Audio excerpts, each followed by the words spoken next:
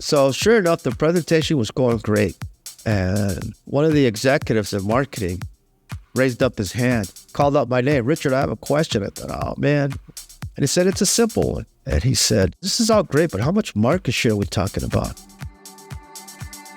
That's Richard Montañez, former vice president of PepsiCo, best-selling author, and the inspiration behind the film Flamin Hot, which showcases the inspiring story of how he rose from Frito-Lay janitor to vice president by channeling his Mexican-American heritage and upbringing to turn the iconic Flamin Hot Cheetos into a snack that disrupted the food industry and became a global pop culture phenomenon.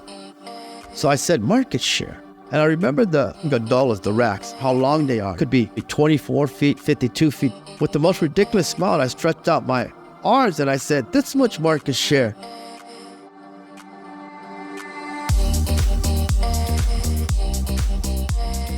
I'm Michael Mogill, founder and CEO of Crisp, the nation's #1 law firm growth company. I've built my business through practice, not theory. Crisp started with just $500 to my name and has grown to over 8 figures in revenue over the last few years, earning a spot on the Inc. 500 list of the fastest growing private companies in America. Our approach has been to take everything we've learned about generating massive growth within our own organization and help the country's most ambitious and committed law firm owners do the same for theirs. In each episode of this podcast, I sit down with innovative market leaders from the legal industry and beyond to learn from those who thrive in the face of adversity, challenge the status quo, and define what it means to be a true game changer. I sat down with Richard Montañez to discuss why hunger is the antidote to fear, why opportunities are created, not given, and how to take charge of your own destiny. I've always teach that sometimes in order to find your future, you got to revisit your past. Good or bad, there's nothing wrong with your past. Your past is a pillar to help sustain your future. I don't care how bad it was, I don't care how good it is, it's just your past. It is a pillar. That's coming up on the Game Changing Attorney podcast.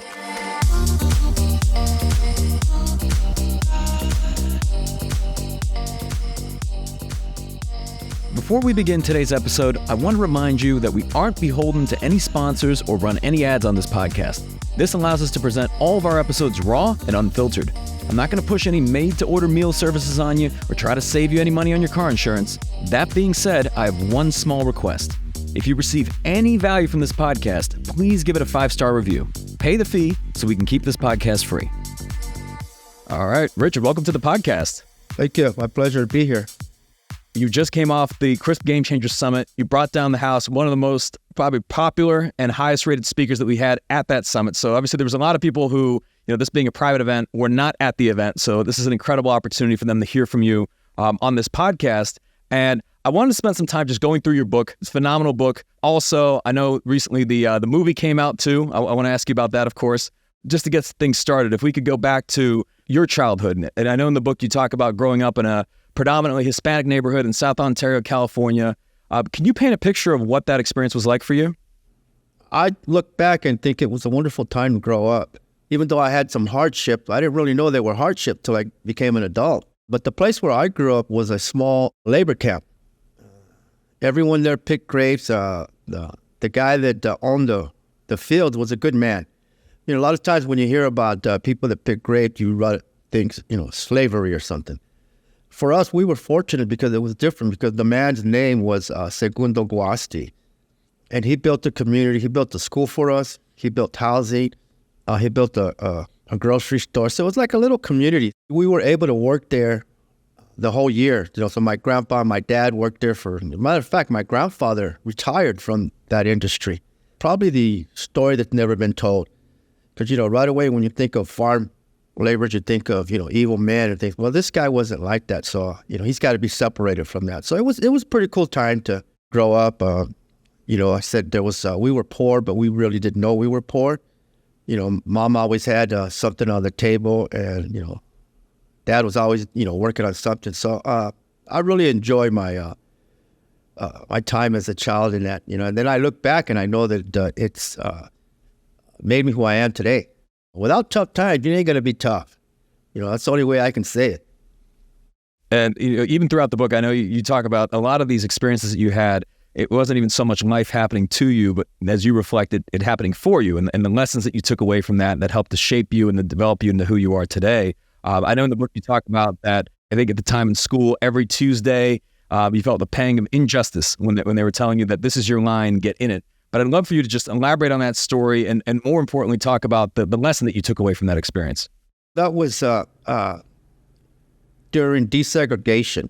I'm a child of desegregation, where they were mixing the schools from different cultures and stuff like that. So, I was going to pretty much a bilingual school. All the teachers spoke Spanish. So, my first language was Spanish. So I had a difficult time speaking English. So every Tuesday, the community, I don't know if it was a state law or whatever, but every Tuesday they would bring in two trailers for after-school reading program. And one trailer was for those who spoke Spanish, and the other trailer was those who spoke English.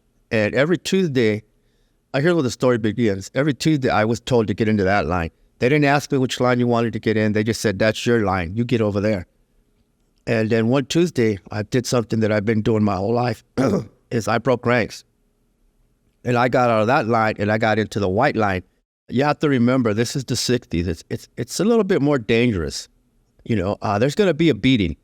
What do I mean by that? Well, my teachers are going to beat me for getting out of my line. Teachers on the other side are going to beat me for getting into their line. Either way, there's going to be a beating. Now, people think today that's terrible or whatever, but that's what it was in the 60s. You could spank anybody you wanted to.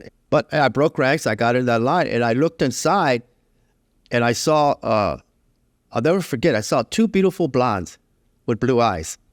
I got in line, and I thought, can they tell I'm not white? I'm dark, I got this big old mustache, and I've had this mustache since I was 10 years old, so there's nothing I can do about it. But I was scared, and my friends were calling me back in Spanish, hey, Ricardo, estás loco, you're in the wrong line. I looked inside, and I told them what I saw. And what I saw was cookies. They had cookies in there. I remember I'm 8 years old. I told them, I'm going to get us some cookies. So I got closer and closer. I really had a fear. Because, you don't do stuff like that in the 60s. I had this fear, I thought, what are they going to do? What are those white ladies going to do? Well, I made it to the top. And to my amazement, those white ladies, those blondes, they filled my pockets with cookies. That's why today, when my wife catches me looking at blondes, I would say, hey, they gave me cookies when I was little. But the moral of that story is this, is that there's a cookie that's been baked for each one of us. Our job is to get out of that line they told us to get into, and get into the cookie line. I always say this, how dare anyone try to tell our children which line to get into? If they're in the job line and they want to get into the career line, get in that line. It's your choice. They want to be lawyers, get in that line. Don't let anybody pick your line. And that's what I learned as a young man. It's like, you know what? I was given a line of poverty, and I decided to get into the line of prosperity. And I had to learn how to live in prosperity because, listen to this, this is crazy, but this is true, and this is kind of offensive to some people. When you live in poverty, you are taught how to live in poverty. You are taught how to survive poverty, which is totally wrong. You should never survive poverty. You should escape it. And that's what I did. I began to escape it. And what do I mean by surviving poverty? My mom and my dad taught me how to survive poverty. They said, Richard, look over there. They have food stamps over there. Richard, look over there. That's the welfare office. Look, if you need housing, you go over there. No one ever said, Richard, there's the line to be a lawyer over there. That's a law office over there. That's a doctor's office over there. So that's why I always say you have to escape poverty. You never want to survive it. And the last part of the moral of that story, because remember, it's two parts. There's a cookie being baked for everyone. The second part is this. Why did I break ranks? Why did I risk a beating, as scared as I was? Well, there was something greater than that fear. And what was that? It was hunger. I was hungry. You see, Mike, I believe that hunger is the antidote to fear. When you're hungry for that position, fear will leave. When you're hungry to open that business, fear will leave. When you're hungry to live in that neighborhood, fear will leave. Hunger is the antidote to fear. So I knew as a young man that I was hungry for more. The lines that they were saying were my choices were, incorrect. I was just hungry. I'm going to get into the line that, but it's ridiculous, Richard.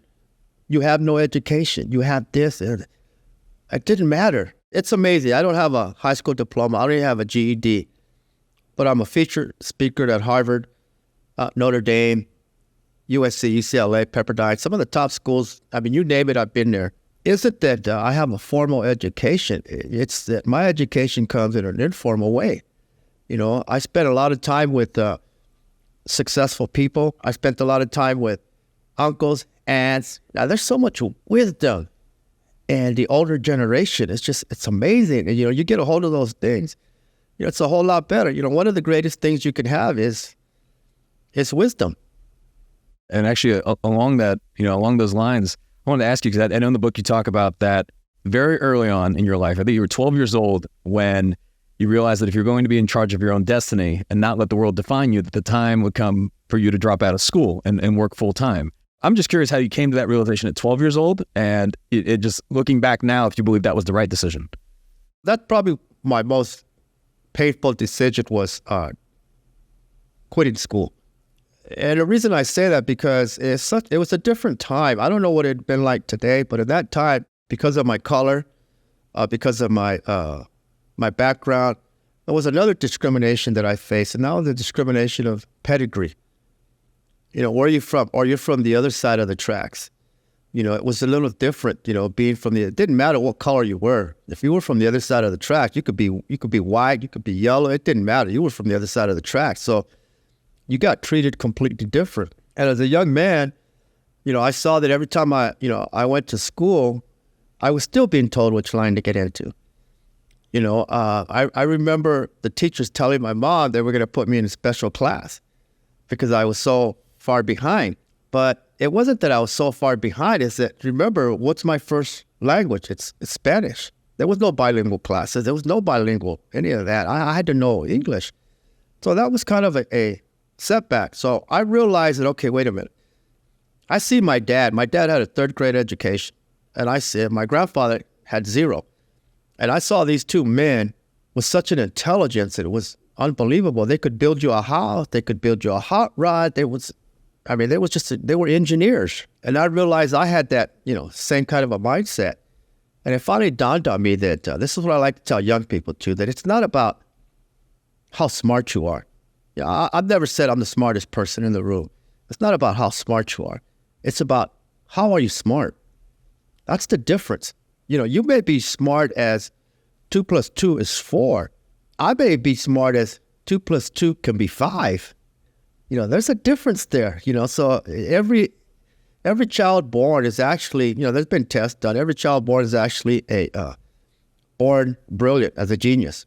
Over time, they're told because of certain test scores, this is their level of intelligence. And sometimes I think that those type of educational systems trouble our youth because they don't know how to define someone's true intelligence, because the test has been developed by their skills.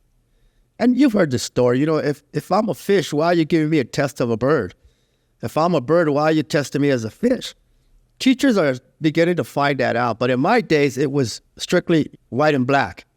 You go by the book. Well, you know what? You tested terrible here.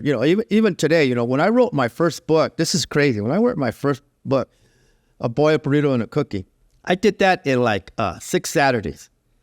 I just took a Saturday off and I just got in front of the computer and I began just typing. And I actually did it for my family. I wanted them to know the history of their grandpa. I paid the publisher. It wasn't one of these I made a million. I paid them they're okay. It got published and people started buying it. And the English experts got a hold of it and just ripped it apart and said, man, this guy, how did this ever get published? This guy can't spell. This guy doesn't know his grammar.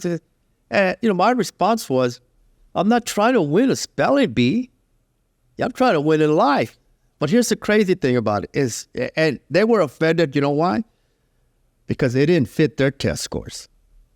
But here's the crazy thing is Hollywood got a hold of it and created a bidding war for the rights to it.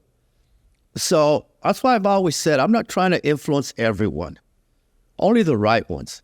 Because when it's the right ones, they get who you are and you get who they are. So that book made it to Hollywood and started the bidding war. I've met with every movie company, MGM, Paramount, you name it, we met with them. They wanted it, and again, that goes back to my point. It's not about how smart you are. It's about how are you smart.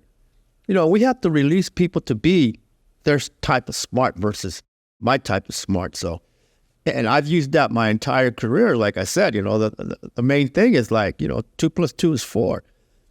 And I come in and say, I think I can make it 5. I would love to have an employee like that. Like, I think I can add one more to that. But it's impossible. Well, let me have that number and I'll show you. It seems like throughout your career, I mean, you've had your share of skeptics and non-believers and critics, but the women in your life, I mean, particularly your mother and Judy, they seem to have believed in you from the very beginning. I think Judy in particular, I'm just curious, like, you guys have been together, forever, even before you had anything. What do you believe that she saw in you, and how would you describe your relationship? What she saw in me is what I saw in her, is just two people that needed each other. The part that I'll talk about my life is that, the hard part, growing up in a gang-infested, drug-infested, all my relatives were alcoholics or drug addicts, so it was the destiny you were going to be given. And, Judy comes from a broken home. Her mom was an alcoholic, divorced, single, and so she never had anything new. She has always had leftovers, kind of like myself. So when we found each other, we were kind of like from the same place, so we just kind of decided to, back each other up no matter what. She followed through with that. I fell in love with her as soon as I saw her. There's no question about it. She's tough. She's not, I'm tough. She needed somebody who was like me. I needed somebody that was like her. Together, we kind of grew up and, kind of found life together. Again, she didn't have those mentors to teach her, how to be a woman, how to be a mom. I didn't have those mentors, how to be a businessman. My dad and my grandpa, only thing they taught me was how to work hard. But, they didn't have no bank accounts. They didn't know how to write checks. I didn't know how to write a check. So that type of thing was just like in a different world, different dimension. So, we got together and, we had my first son at such a young age. And this is a crazy thing. Now, a lot of people don't know this, but you can see it in the movie. I remember the movie can't show 20 years of life, so in an hour. As a child, I was a ward of the court. What does that mean? That means that my mom and dad didn't own me anymore, that I was owned by the juvenile system. And the reason, because I got into trouble and I wouldn't go to school and things like that. And, there was even an article, which is kind of crazy. It says that I said I quit school in the 6th grade, and they found some history where I'm registered in a high school. So it's kind of funny because you say you didn't go to school, and then they call you a liar and say you did go to school. And you say you went to college, and they'll come back and say you're a liar, you didn't go to college. But I never wanted to get into that because I didn't want to tell the story. See, in those days, when you're a ward of the court, I was on probation, so I was always in jail. I was always in the juvenile system, and I don't like to talk about that because I don't glory in that. So I was always in the juvenile system. Your probation officer, I had a probation officer till I was 19 years old, and your probation officer was also your truant officer. So every time I got out of juvenile hall, and I would do 6 months straight and things like that at a camp or whatever, and he would pick me up and take me to school. That was their job. He'd side me up. Well, I got out, and at a ninth grade, he took me to high school, and he sided me up, and he left. I went home, and I never went back. And he called me up, because the school called him up a month later. Hey, Richard hasn't been there. And so he called me and says, you need to get over there. If you're not there, you're going back to juvenile hall. So, of course, I went back, and when I got there, the cops were waiting for me. It was all a setup to get me back. So what happens? Well, I go back to juvenile hall. So anyways, that's why I am registered in the school system, because I was forced, not because I was attending class. I don't really like talking about that story. But anyways, I get out again, and me and Judy had been dating on and off, and the reason on and off, because I was always behind bars. So the last time I got out, I was like 17 years old, and that's when we really kind of said we're going to stay together. And she got pregnant, and I was facing 16 charges as a 17-year-old. And we went to go see the judge, and I told the judge, hey, this is Judy. We're going to get married. I'm looking for a job. No, I had found a job, minimum wage, And I said, I'm going to make it. I'm done. My first miracle, the judge looked at me, and he knew me by name because I was always in his court. And he said, Richard, that's all I ever wanted for you, was for you to grow up. And he says, case dismissed. I walked out of there a free man, realizing like, man, I just got the opportunity of a lifetime. And that judge had always been yelling at me. I'm sick and tired of seeing you here. And I always thought he hated me, but he didn't. He was just tired of, come on, grow up. So that kind of started my change, with me and Judy. Judy matured a whole lot faster because she became a mom. It took me still a couple more years because remember, when you're from the other side of the tracks, it takes a while to understand how other people live. I thought everybody did this. What I was doing, some of the illegal things I was doing, it wasn't that I thought I was a terrible person. I said this, there are no bad kids, only kids in bad environments. My environment was like this, so I thought, well, everybody lives like this. I didn't know until I started to hang out with different people and, got my first job. And Judy was always that strong woman. And of course, I had my mom and my grandma. My grandma, I've always said, was the most caring person I ever knew. I never heard her raise her voice, never, she always protected me. Even when I got into trouble, she would find out that I was in jail and she would, hug me. And I hated that because she would start crying like, oh, what are you doing? Don't, I'm so worried about you. And I was like, oh my God, that's, the sweetest woman, I'm making her cry. My mom was a tough woman. My mom had, several jobs. Again, we had 10 kids, where she had 10 kids, she had several jobs. She cleaned hotel rooms. She worked at a citrus fruit packing house. And so she did whatever she had to do to keep us, alive. And then Judy was going the same thing. She was going from apartment to apartment, sometimes, living in a motel, things like that. And then her and I, we just got together as young kids. And we just decided, it's you and I, there's nobody else. We're going to make this. And realized she was such an encourager. And she was such a deep lady, a leader, as a matter of fact. Because she started, she was my drill sergeant. You started telling me, you're going to do this, you're going to do that. Actually, she probably teach me, how to be a man more than the men in my life. Because she said, you got to find a job. You got to do this. You can't go with your friends no more. You can't act like that, and she's in some way protected me because, again, you've heard me say this, I'm from the hood. I learned my leadership on the street. I must have had, 500 street fights. That wasn't, I felt my best when I was exchanging, rounds and stuff like that. And, when we started to get a little bit more sophisticated, I would tell people, hey, don't let this, because I'm in a tie just about every day. I'd tell people, don't let this tie fool you. I could take it off and we can go outside and talk about it. And Judy would say, hey, we're not like that no more. And I'd say, hey, oh, I'm sorry. I didn't mean that. So she was kind of like, had the key that would wind me up or, bring me down. And because she stayed with me, I trusted her. I love the fact that I had a woman that I could trust, and I had a woman who had my back. It's too hard to explain. I know you know that because you have the same thing. You just know that no matter what happens, you can go to your wife. And it happened, as my career started. So there was so many times that, I'd go home and I'd cry to her. Actual tears. I always tell people, real leaders cry. If you don't cry as a leader, you have to lay off 1,000 people and you're not crying.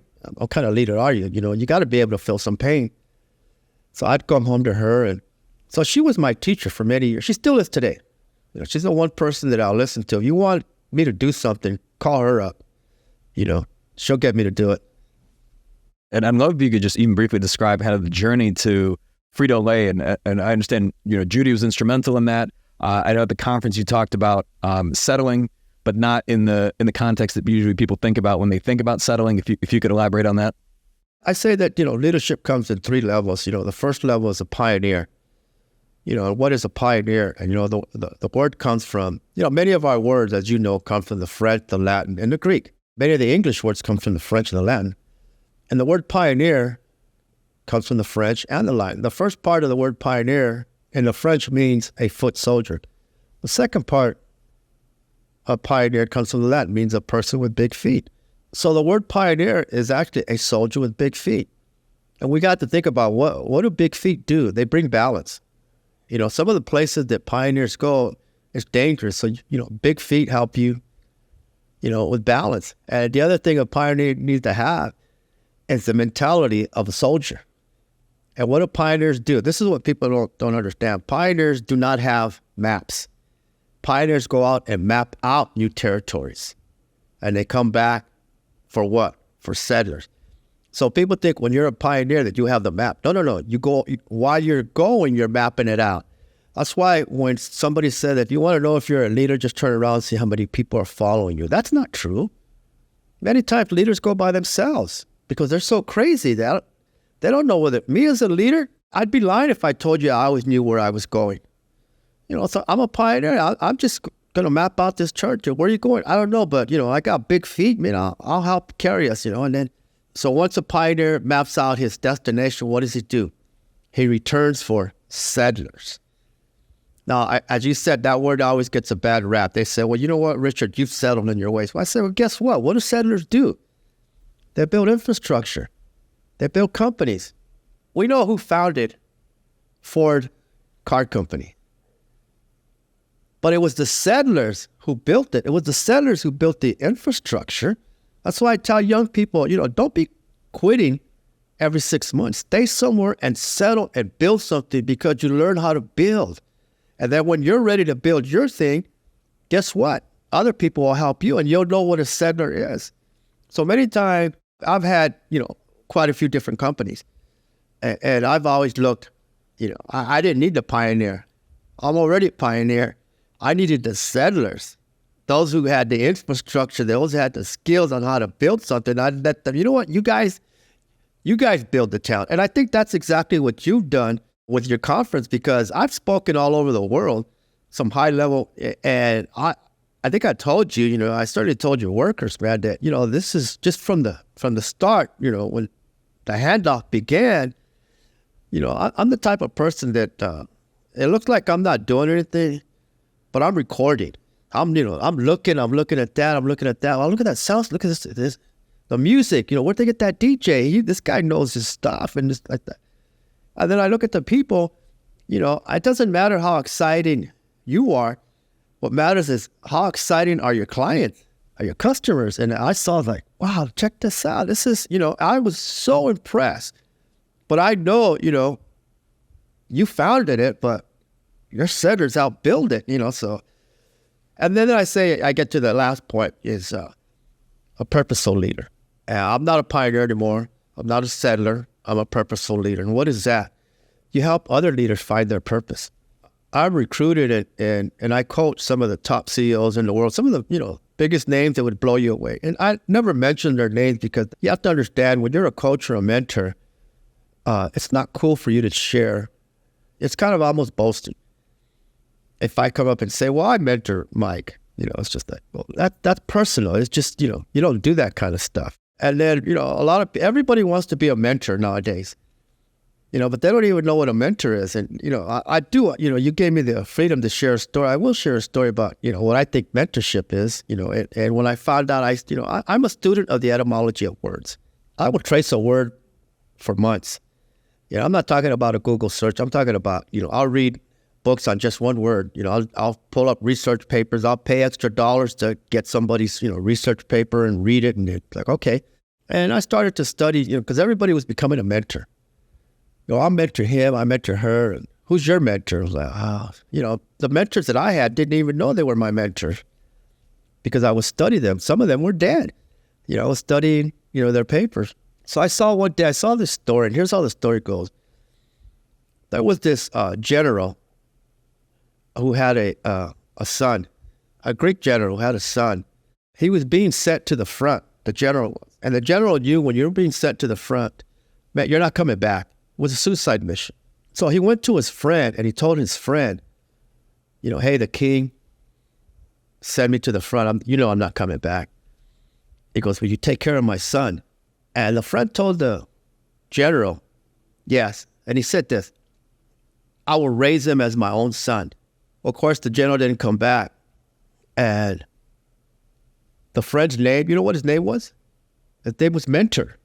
So Mentor isn't about coaching. Mentor is about raising someone as your own child. That's where that story comes from. As mentor said, I'll take care of him as I would my own son. So be careful when you say you mentor someone, because are you raising them as you would your own child? For me, the people that I've mentored, this is my goal. I want to get to the point where you do greater things than I ever did. You know, and I've taken some young leaders with me at certain places, and I said, look, one of these days we're going to walk into this room and everybody's going to bypass me and they're going to go straight to you. And when they do that, then I know that I've mentored you. You know, and I don't think just about anybody can do that. It's just like professors in universities. No matter how smart you are, no matter what you accomplish, you'll always think about that professor who taught you, because they're true mentors. They're trying to develop you into as they would their own children. And I know you talk about, I guess, on that note, this fundamental concept you talk about, which is act like an owner 101. If you could elaborate on what that is and the importance of it. First time I heard that was from Roger Enrico. He was the CEO of Frito-Lay. He was the CEO of Pepsi. And this is what really wild is. He was running Pepsi and he was 37 years old. He's the guy that hired Michael Jackson. He's the guy that created the Cola Wars. Before he took over, Pepsi was never mentioned. It was always Coke. And then he took over and, started the Cola Wars, and did all this stuff. They asked him to come over to Frito-Lay and do the same thing because Frito-Lay was struggling. So he came over and, he sent out this video because, again, that was the communication. There was no email. It was a video or a fax. In that video, he said, I want everybody to act like an owner. I'm giving you the opportunity to think like a CEO. And everybody, it was about 1,000 people. Had never been done before because in production, you never shut anything down. They shut the plant down. So we thought we were going to get laid off or fired. And here we hear this thing. I was on the maintenance crew, mopping, cleaning, industrial cleaning. My whole team said, oh, that's just corporate stuff. He's not talking to us. Certainly not talking to you, Richard. I've done something I've done my entire life since I was a child, as I broke ranks. And what I like to teach young people in university is you have to understand when it comes to opportunity is never given to you. Your opportunity is created. Opportunity is something that you see, that you experience. If you look at the word again, the etymology of the word opportunity, it comes back, it's a couple thousand years old. It's a term that sailors, captains used to use. And the tongue that they had, the word was opportune, something, not opportunity, opportune. I don't know if I'm saying it right, but so when a captain would bring in, getting ready to launch his ship or bring it back to port, it's coming home, he would yell that word. And every crewman would look up at the sky and they would see the wind. They would look at the waves. So everybody went into kind of like an action mode. Is this the opportunity to launch out? Is this the right time to land? That's what the word offers. So it's like, you've heard this before. You have to know the landscape. Forget that quote. Today you have to know the seascape because we know that everything is up and down. Is this an opportunity to launch? Is this an opportunity to go home? So I teach people, understand that word opportunity. If you're waiting for it, you're going to die. It's not coming. You create it. Anywhere you want, there's an opportunity. I said, are you guys crazy? Here's the CEO telling the janitors that we could act like owners. When are you ever going to get that opportunity again? And I think sometimes you got to be over the top, in your own personal life.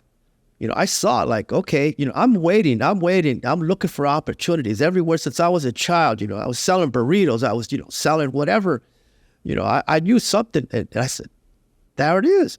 So that really changed my life because I started to act like an owner, and this is kind of funny. That's why, I love my wife so much because, we had a little house, real small.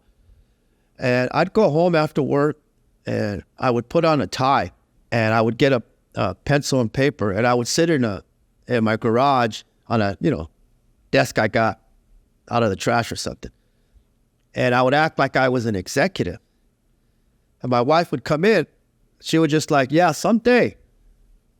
She didn't laugh. Like, what are you doing, you idiot? I wasn't pretending. I was what I call being a visionary. What's a visionary? People that can see things that aren't there. So I started to, and I see that, again, I know we're off subject, but we got to teach people that when it comes to being a visionary, what is that? Is that you get the opportunity to look into the future and see your life. If you don't like it, guess what? Change it. And that's what I was doing. I didn't like being poor. I didn't love being, different from that side of the tracks, or, I'm always making a fool of myself. I don't know how to be like everybody else. So I just started putting a tie on and, acting like an owner. Like, okay, if I run this company, guess what, Mike? I started, before I created Flamin Hot Cheetos, I started to save the company millions of dollars, because I would walk out on the floor and I'd look at, the waste, and I'd look at certain things, and I said, if we did this, and then I'd go home and I'd tell Judy, here's what I did, Judy, and she would write it on a piece of paper, because I could hardly read or write. Now, remember, I said I could hardly read or write, but I didn't stay there. I think I'm a pretty good writer now. And she would write it for me, and I'd give it to the boss. And the boss would look at it, he'd be like, oh man, he just got his promotion. He'd go send it to the plant manager. The plant manager would call headquarters. Next thing you know, there's a whole team. Like, wow, this is a great idea. Everybody got promoted. We saved $50 million the first year on my idea. Everybody got promoted, and I got a plaque and movie tickets. For me, that was the greatest thing. Now, of course, it wasn't much, but where I come from, it's the start. There's a lot of things that, people say I was taken advantage of.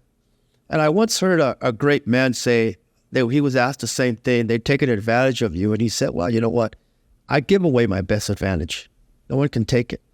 And I thought about it. I needed to do, now it won't make sense to a lot of people. I needed to do that to get where I wanted to get. I was letting everybody think, yeah, look, here's a dummy. He saved $50 million and we gave him a plaque and a movie tickets. But it was my way of getting in. It was my way of getting in. You have to take a couple of shots, man. If you're not willing to take any shots, you get out of the ring. I was setting up my left hook, man. I got a pretty good left hook. I'm an old man, but I always tell my three boys, look, you guys ever come at me? I've got 2 good minutes. So for 2 minutes, it's gonna hurt. So that was my 2 minutes, but people started to pay attention to me. This guy knows what he's talking about. How does he know? He doesn't, when I was, a janitor at the Frito-Lay system, you have operators who run the Dorito lines, the Cheeto lines, potato chip lines. Well, there's only one per shift. If the guy on the following shift doesn't show up, guess what? You have to stay over 4 hours, and the guy in the previous shift has to come in 4 hours early. So one day, the operator on the graveyard shift didn't come in. I told the boss, I said, hey, let me run the machine. I'd been asking, the operators, hey, let me run it, and you guys go have a cigarette break. Like, yeah, they were all, of course, man. They showed me how. And I convinced them. I said, let me run it, please. And so sure enough, I ran it for 8 hours. It was a mess, but I did it at the end. Because, this is really interesting. Running our Dorito line is as skilled as running 747 jet. It's that difficult. It's that technical. It's not like, let's smash some corn up, make some tortillas. No. It's very, Frito-Lay, the technology is incredible. So I did it. And the guy was out for the whole week. So I convinced the manager, well, let me just run it for the whole week. And guess what? He's going to save $2 an hour because I'm still getting janitor wages. So they loved it. Well, at the end of that Friday, at the end of the week, I had set a new record for the most pounds, because we measure everything in pounds. I had broken a record and set the record for the most pounds of Doritos in a shift.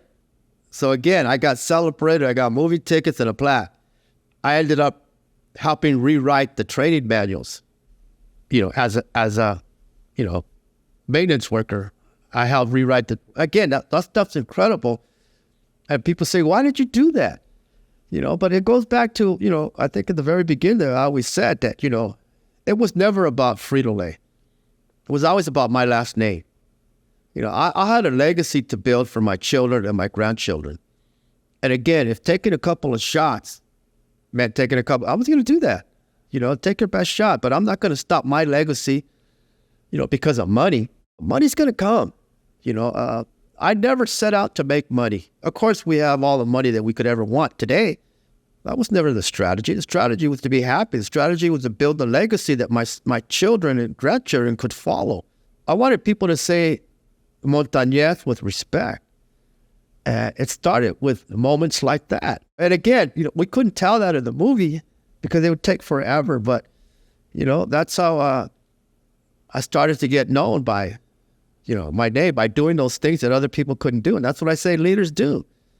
What do leaders do? They go places that others can't and others won't. So you got to be willing to get into the ring.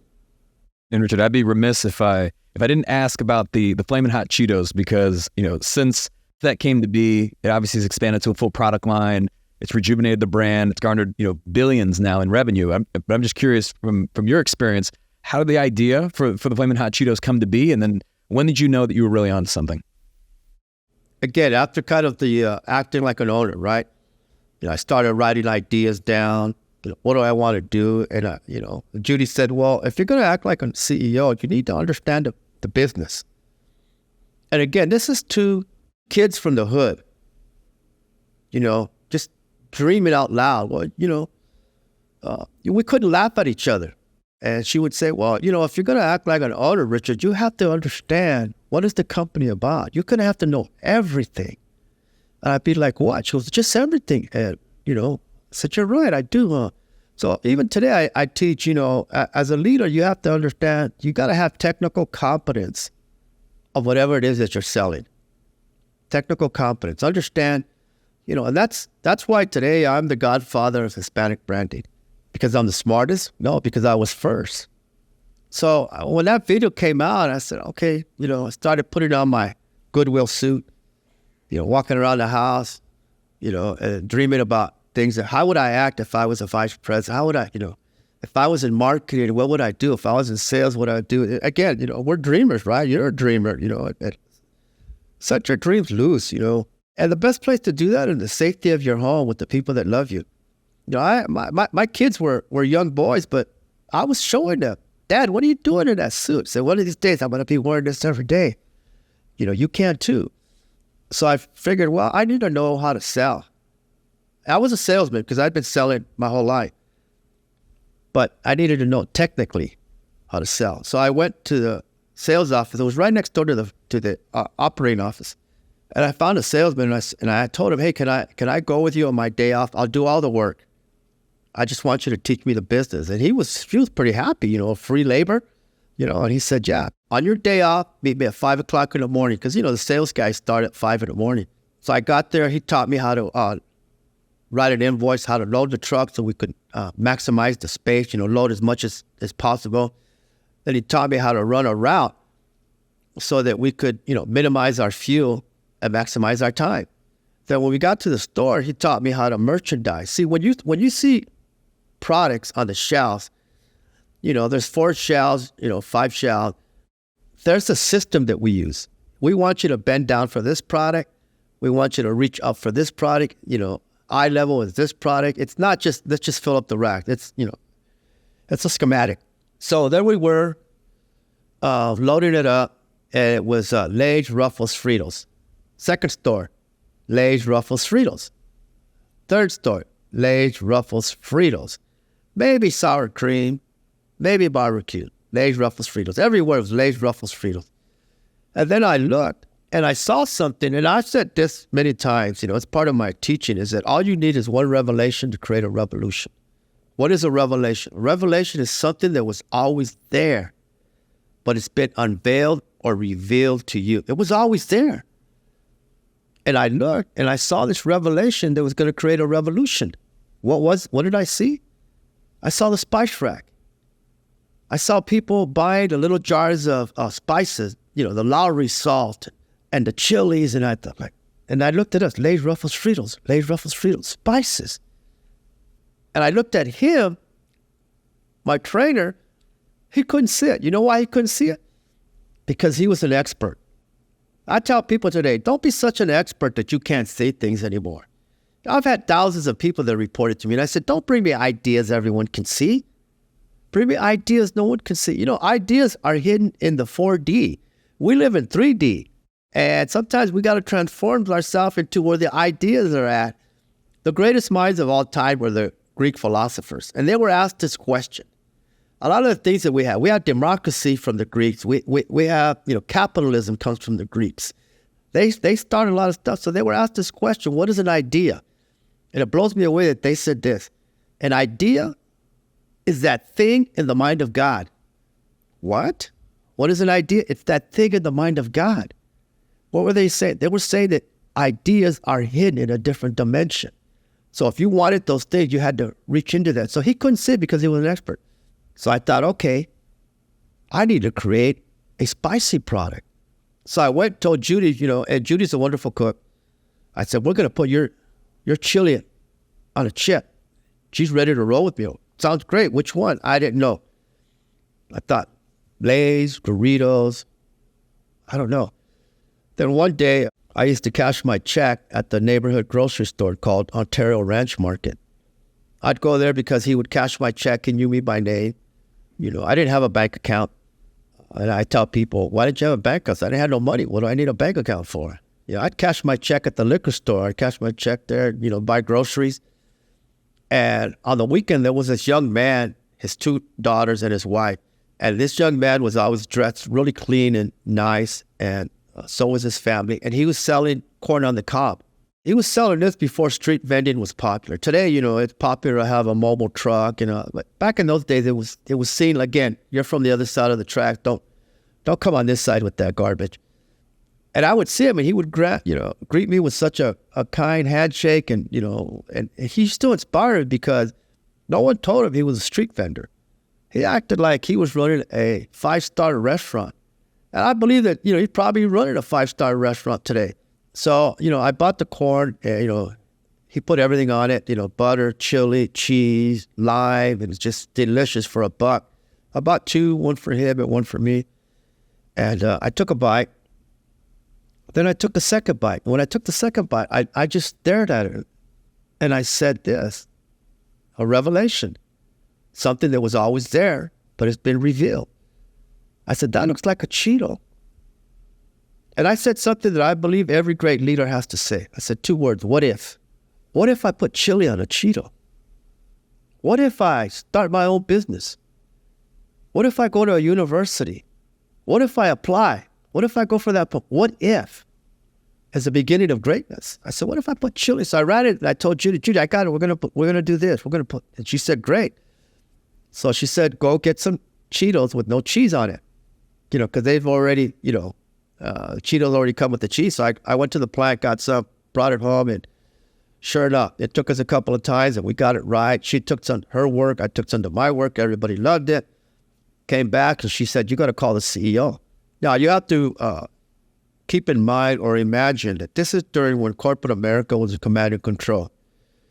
What is command and control? Exactly that. I didn't hire you to think. I hired you to do what I tell you to do. As I speak across the country and some of the biggest companies in the world, I'm still amazed when I still see some companies still trying to survive under the command and control. So you didn't do those kind of things. You didn't call the CEO. So I went and I found the phone book because that was in communication. There was no email, the corporate directory. Now, also, you have to realize that we're in every country that the government will allow us. There's a Frito-Lay production in Russia, a Pepsi production in China, 1,000 presidents. So the president would call the CEO, not the janitor. So remember I said earlier, I'm not trying to influence everyone, only the right ones. Because when it's the right ones, it works both ways. So I picked up the phone and I called. And Patty, his assistant, still my friend today. She's been retired for a few years. I said, hi, this is Richard Montañez. I'd like to talk to the CEO. And she said, well, what area do you run? I don't recognize the name. Because remember, she knew all the presidents. She knew the seniors. And no one else would call. A vice president wouldn't even call the CEO.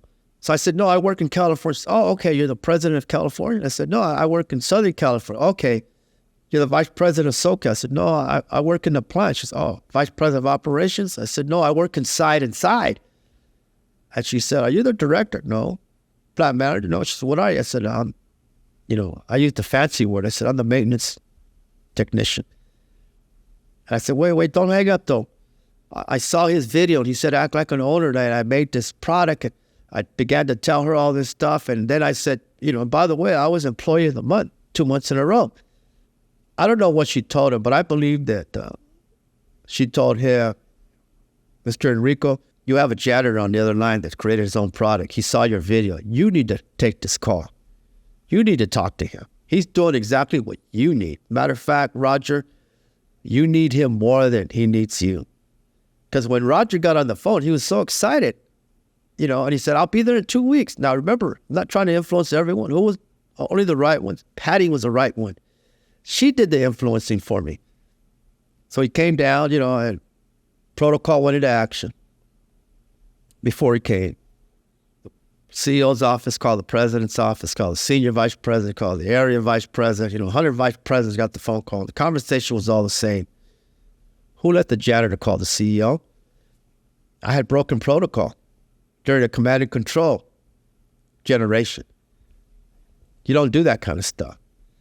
So by the time the plant manager heard, he came looking for me and just kind of cussed me out and, said, you're going to do the presentation.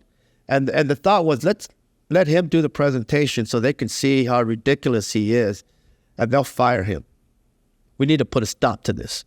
That was the, the strategy, the conspiracy, so to speak. So I went home, and that's why I always say that, I will follow the leadership of a woman any day. I believe with all my heart they're some of the best leaders ever.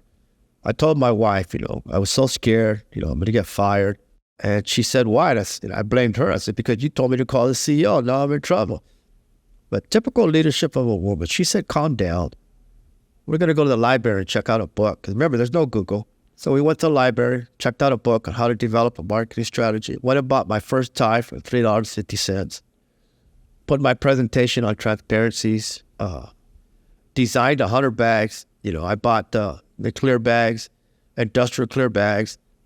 And I drew graphics on each one of the bags. And one of the things that I'm proud about is when I first started doing the clear bags, everybody said, how stupid that was, how ridiculous that is. Like, come on, man, it looks so ghetto. But you know what? There's not one retail store in the country that you can now walk into and find several different packages of clear bags. That's why I say I'm the Godfather. I started it first. I did it before it was a trend. And I opened the doors for so many people. That's why I tell people, figure out something, put it in a bag, put a label on, and go sell it. And guess what? You cannot go to a mall without somebody doing that. Or here's where it came from. So that day came, they all came into town, and this was history because in those days, command and control, CEOs and executives didn't go to plants. They went to high-level marketing meetings. They went to Wall Street. They went to go visit the other CEOs. They never came to see a plant. If somebody, baked something, they didn't go to the plants. That was almost kind of beneath them. But this day was everyone. The CFO was there, chief marketing officer, chief legal officer, you name it, they were all there. I'm walking out the door and Judy does something to me. And she does three things. She inspired me. She encouraged me, she reminded me, and I've taken that from her. That's always my intention, no matter where I go. I want to inspire you. Again, the word comes from the Greeks, and it simply means to breathe life into someone. To encourage someone means to grab courage and put it in their deepest being that they stand up and they're never the same again. To remind somebody, remind them of what? Remind them of their value to humanity, to their family, to their company. So I'm walking out the door, and Judy said, Richard, I don't know anybody smarter than you. She inspired me. And then she encouraged me, said, Richard, I don't know anybody who has more courage than you. She encouraged me. Then I walked out. The last thing she said, she reminded me, she said, don't forget what your grandpa and your dad told you. Don't forget who you are. And I always say, when you do those three things to the people that work for you, the people that you care about, man, there isn't anything that they can't accomplish. So I got to the plant, inspired, encouraged, reminded, and sure enough, I began to do my presentation, and you have to understand, I'm doing a presentation. I've never even done homework. So I don't know what that looks like. I'm just trying to go off memory of, watching other people, movies and things like that. But I was doing it. I had their attention. And I always warned everyone.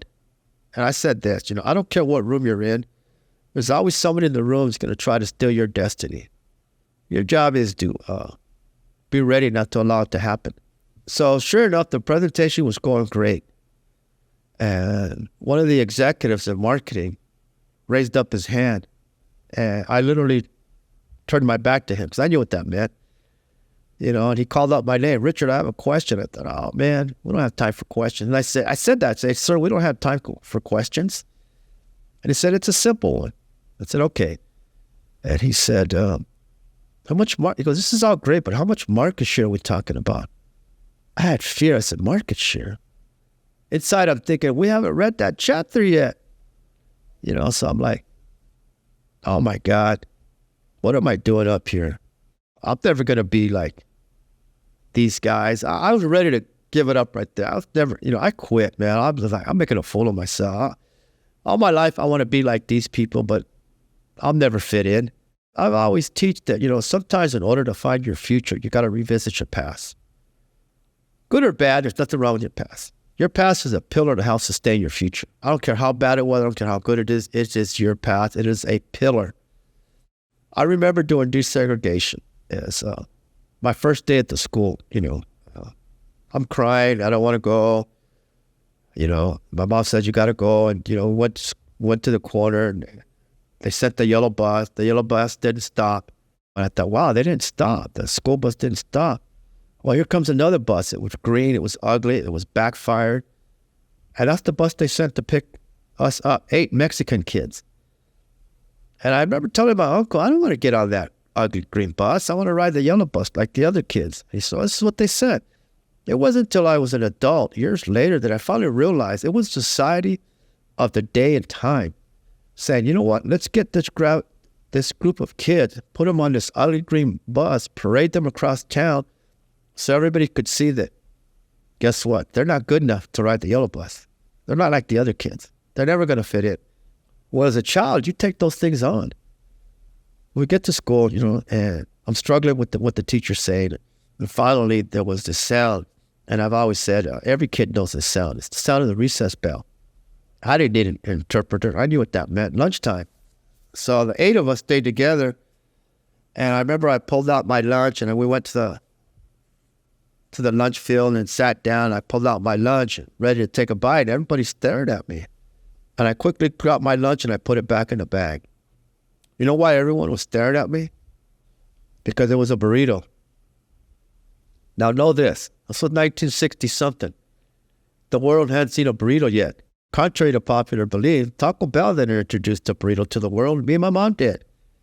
But the truth was, I was embarrassed. Embarrassed because my English sucked. I was embarrassed because I was in that green bus, and I was embarrassed because everybody was staring at my lunch. So I went home and I told my mom, I said, Mom, make me a bologna sandwich and a cupcake like the other kids because I want to be like them.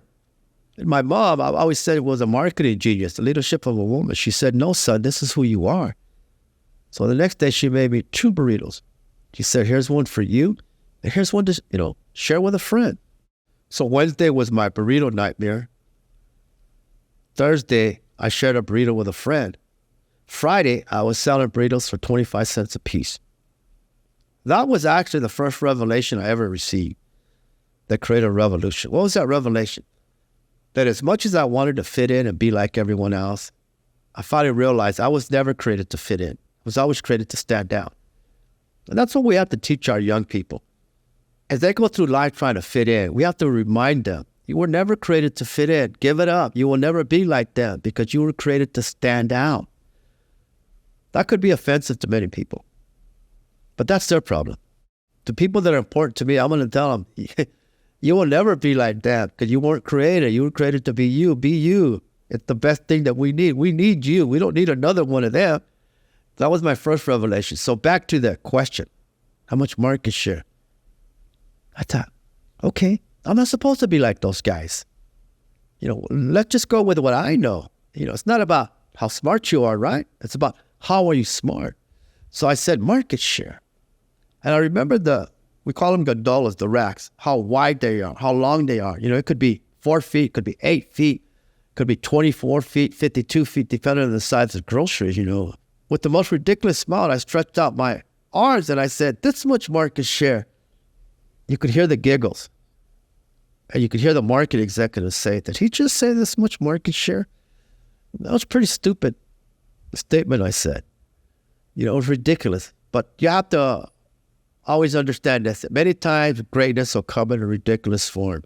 I think every time greatness comes, it comes in ridiculous form. If you're not willing to look ridiculous, you will never achieve your greatness. The person that's sitting to the left of me is the CEO, Roger Enrico. He stood up and he addressed his team. He said, ladies and gentlemen, do you realize that Richard just showed us how to go after that much market share? He was a visionary, and he took that ridiculous statement and set me up for greatness, because he could see the things that other people couldn't see. Now, when you're in marketing or in sales, people will always teach that, you have to have, the vision to see things, but you also have to have the vision to see the ideas of other people, to look into what I'm trying to communicate to you. Here's my idea. That's probably, the hardest thing to sell is your idea, because people just don't get it, because they haven't trained themselves how to see the things that other people can't see. One of the first things, and I know that as lawyers, you have to really understand this, is words. And I teach this too. I always ask this question, well, where do words come from? People say, well, from the dictionary, from this and that, from Adam and Eve. Well, the truth is words come from culture. Every culture has words. They come from culture. There are no right or wrong words. There are bad words, but right or wrong words, there's no, it's culture. If you understand the culture and you're communicating, you're going to be successful. I consider myself to be a trial lawyer, and I'm just kidding with you, And why do you say that? It's because I've been in trial my whole life. Born into poverty, I was convicted. But when I found prosperity, I was acquitted. And once I understood the value of words and how to communicate, it set me into being successful. Now, again, these are things that I never learned in a university. I was learning this stuff on my own. I was learning by watching other leaders. Like I said, some of my mentors didn't even know they were my mentors. And I would see, how did they do that? How do I get into his mind? How do I get into her mind so that I can communicate that way? And I said, okay, well, how do I get it, in Mike's mind? Well, first, let me see his precepts. What is a precept? As a precept is a thought. Now, when that thought is accepted by the mind, it becomes a concept, and when it becomes a concept, it leads to an idea. So what is a precept? And I know that your team knows your precepts. They know what you want before you even ask. And that's what I always did about my CEOs. I was successful because I knew their precepts. I knew what they wanted. It wasn't about what I wanted.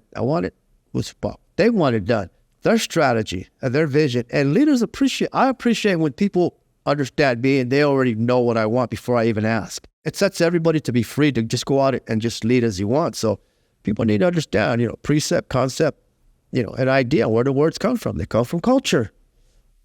So Richard, with all this, I want to be mindful of your time, and I encourage anyone who has not already read your book or has watched the movie Flamin' Hot. I encourage them to go out and see it because it's phenomenal. I saw it on Disney Plus. I think it's on Hulu as well. Just two quick questions for you. So one is, what does it feel like to have a movie just produced about you and your story, and then we'll close it out. It's incredible. Again, when the book made it to Hollywood, it wasn't something me and my wife wanted to do. We had to, talk about it a lot. We had a lot of meetings because, we enjoy our kind of our privacy. We had money. And, and let me close with this too, is for all the young listeners. What people say about money is not true. People say, money doesn't bring happiness. And I always say, how do you know? You don't have any. Or how about letting us find out on our own? I tell young people, go find out whether money makes you happy. But money is powerful. And because Judy and I had money, we didn't take the first offer, that we signed. We said, no, we want this movie to be inspirational, being technically competent, not knowing nothing about Hollywood, but competent about contracts. I was able to work out a contract where I stayed involved with the whole thing because, again, it wasn't about money. So money does give you a power. Sometimes people have sold their rights and then they come back complaining later and I feel bad because they took the money. I didn't take the money. So Judy said, to some of these CEOs, I won't tell you their names. Some of these CEOs were shocked. Or Judy said, no, we're going to go somewhere else. It wasn't about the money. It was about the rights and controlling stuff like that. So it was nerve-wracking. There's just too much in our story.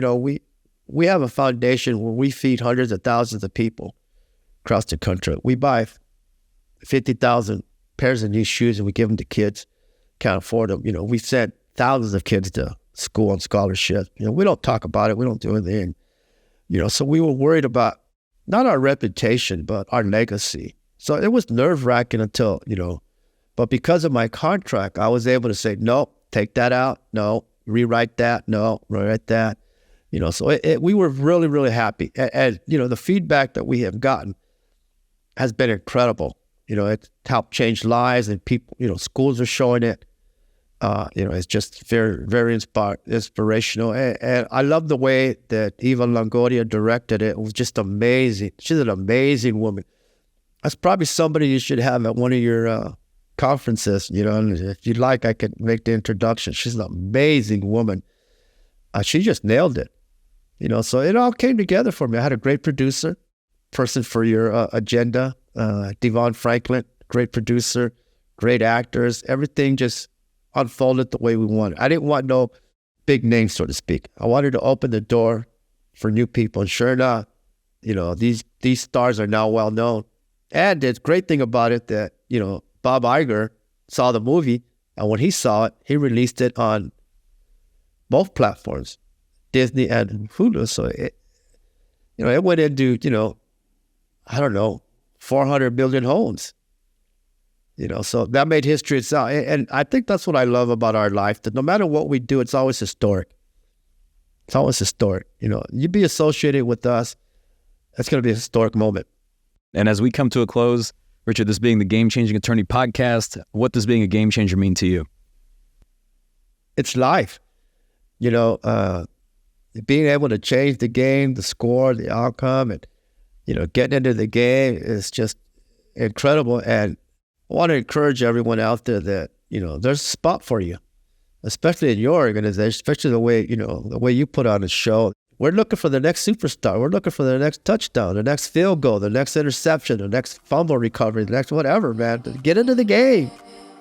I want to give a huge thank you to Richard Montañez for taking the time to speak with us today. And I want to thank you, yes, you, for listening to this podcast and for your commitment to growing as a leader.